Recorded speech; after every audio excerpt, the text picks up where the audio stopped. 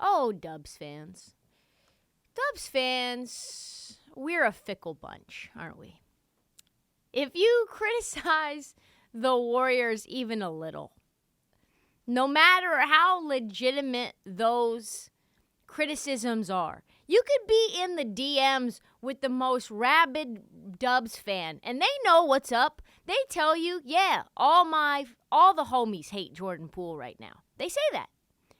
But if you say that on social media, 1, you're a hater. 2, you don't want to let this young man develop. And 3, they'll try to kick you off the Warriors fan bus. That's what makes the Dubs our Dubs, you know? You can't say a peep. Cannot say one peep in the moment when people are legitimately fucking up and losing games as a result of those fuck-ups. And in my case, they'll just tell you go back to the kitchen. You're not even a true Dubs fan. There was 71 quote tweets. None of them were good on my Jordan Poole tweet last night. They were all some version of who are you? Why do I see you on my timeline? But I think we do need to kind of talk about our Dubs a little bit. I mean, 6-4 without Steph is fine. That's much better than I thought. I thought this team would go 3-7. But our Dubs losing to the Pistons twice. The Pistons have, check notes, 11 wins on the season. 2 of those wins are against y'all, right? 2 of those 11 are against, over 20% of those wins are against y'all.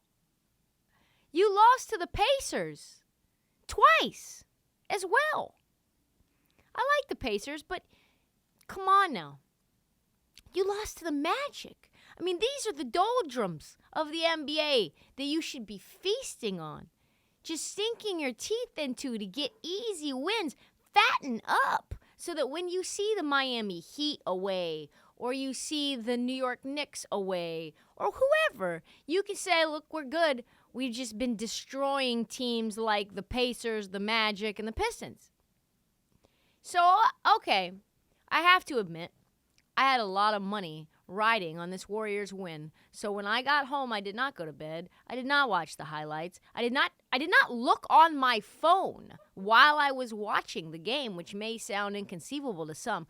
I was locked in to every possession of that Warriors game.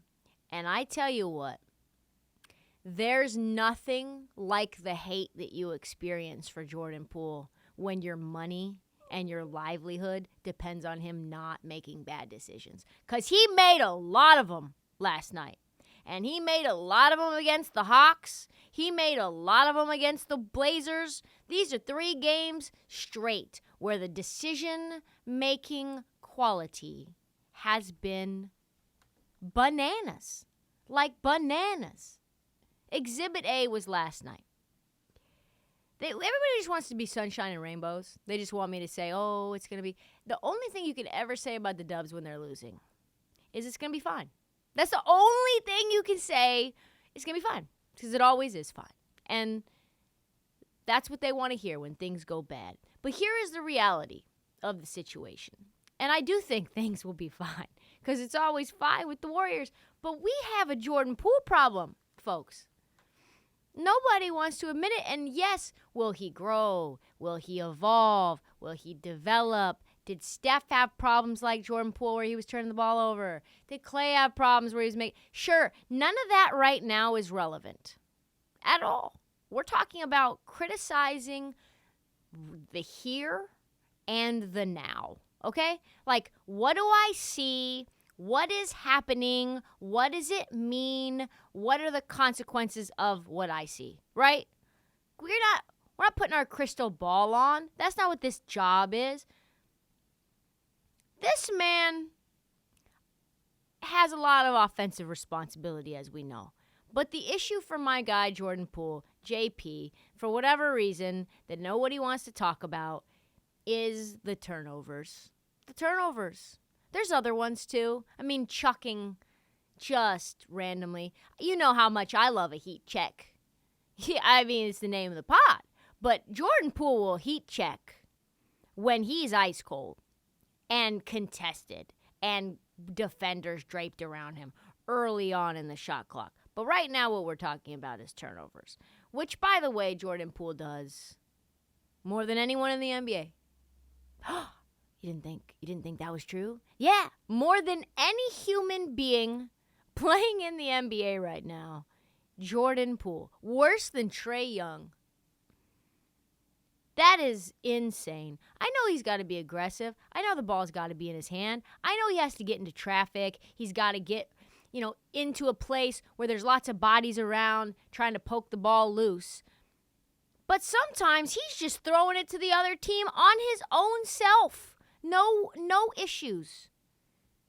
He's making boneheaded mistakes in the crunch time, down the stretch, when you're down by one, when you have the Warriors just to win, and you watch Jordan Poole, it's like having a heart attack every possession. I tell you what, it is nothing like it. And maybe I wouldn't notice these things if the last leg of a 6-leg parlay wasn't on the line.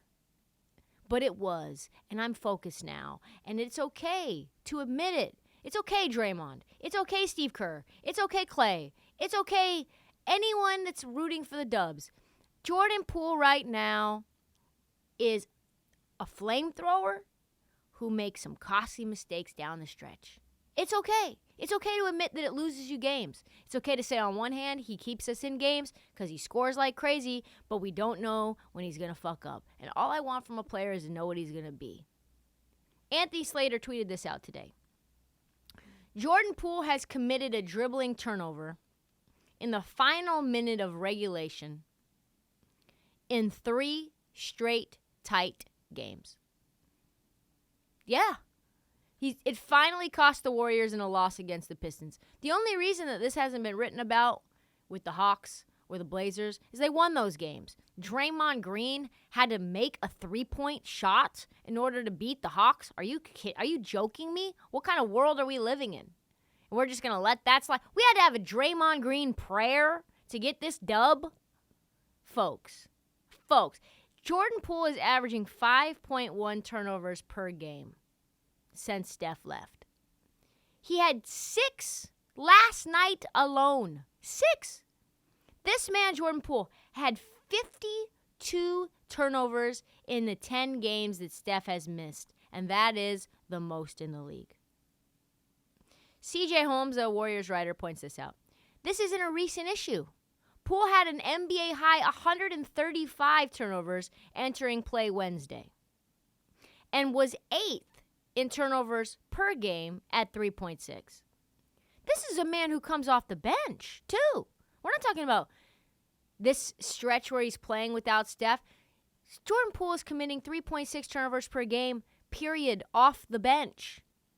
Poole has committed 7 turnovers in clutch time, defined as the final 5 minutes of the game in which the scoring margin is no more than 5 points. I'd say pretty critical time to take care of the basketball. But make that 8 now with 6 seconds left, down 1 last night. It was, I don't even know what to say. He gave it to Clay. Good job. Clay gives it back, and you say, oh no. He drives right down, I don't even remember against who. Alec Burks? It was Alec Burks. Dribbles the ball off his feet, trips over himself, throws the ball out of bounds, and you are now fucked. Thank God somehow Clay ended up making an insane 3-point shot with almost no seconds to go, leaving you with 1 second. And all of a sudden you don't defend Saddiq Bey. Saddiq Bey, with 1 second left, shoots 3 in your eyeball. Night, sleep mask. I looked at my phone to say overtime. I was just texting someone to say overtime. Shame on me. Because I looked up and my jaw dropped because it said final. What? This is an issue. And it's not just an issue because the Warriors are paying him $30 million a year. It's an issue because this team wants to win now. And they don't have the patience to wait for him to catch up and evolve and develop like Steph did. Do you know the difference between Jordan Poole and Steph Curry? There was no expectation to win a fucking thing when Steph Curry came into the league. None. Zero. Absolutely none. We had Monte Ellis. That's the one? Monte Ellis. Sometimes I want to say Monte Morris because he's the one playing right now. He was in there. There was multiple guards playing for the Warriors at that point in time where you didn't need Steph to be the guy at that moment, just like they don't need Poole to be the guy at this moment. But listen, Steph's not there. You need to win. Joe Lacob is breathing down your necks, saying that he will shed salary if this team is not a contender. They need to win now. They need to protect the ball, especially in crunch time. Every one of these wins is going to be precious. Let's break down a couple of the recent games. Against the Hawks, Jordan Poole was 11 for 31, 2 for 12 from 3, 17 misses from the left side of the court, including 3 corner threes. Open ones, too. Not contested ones, open ones. Oh, by the way, really quickly, he shot a corner 3 last night and did the Steph thing where he turns before it goes in. It did not go in. It barely hit the fucking rim. So, it's okay to be 11 for 31 if you're the central hub of the offense. Sometimes you shoot poorly. He did end up with 28 points. But you can't have 6 turnovers if you're not shooting well. You have to figure out a way to do your best Jalen Brunson impression. That's just what it is. Here's what he did in crunch time. He turned the ball over with 12.1 seconds left, down 2 in regulation. Then, he had a 3-pointer blocked by Murray. And that went straight to Dante, who tied the game with a 3. So that's the reason that they were able to go to overtime. He misses a pull-up 3 with 40 seconds left in OT, up 1. They end up winning that game. It doesn't always work like that, as we saw against the Pistons. A critical turnover in the last 4 seconds of the Jazz game cost them a win. That also wiped out and washed out an elite scoring performance. Last night, he was taking terrible threes. Early on in the shot clock, you've got multiple guys who you can facilitate it to, move the ball around.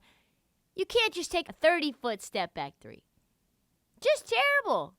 Steph was visibly mad at that turnover.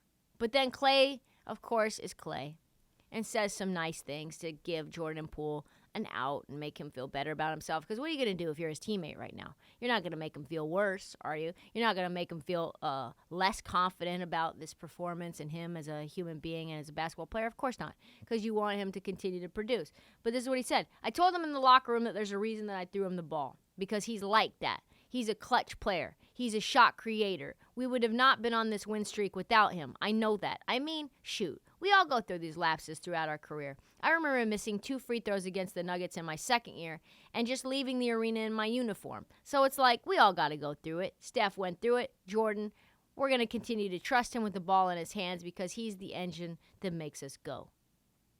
But it's not the missed shots. It's not. It's the turnovers. It's the troubling turnovers. Are they going to have buyer's regret on Jordan Poole and extending him for that much money so soon? Probably not. But listen, I understand. You're going to have to pay $450 million next year if you keep them all. What are you going to do? The longer it remains an issue, who knows? Maybe a trade happens. Maybe our Dubs struggle and continue to struggle. At the end of the day, we know Steph will pull them out, figure out a way to get into the play-in or the playoffs and make a run. That's what they do. We are the evil empire. But the longer they struggle, the less likely Lacob will want to continue to carry this enormous payroll. So don't hate me. I'm just pointing out what I see from Jordan Poole right now. Like him. Think he's a good player. Please don't call me a hater. The end.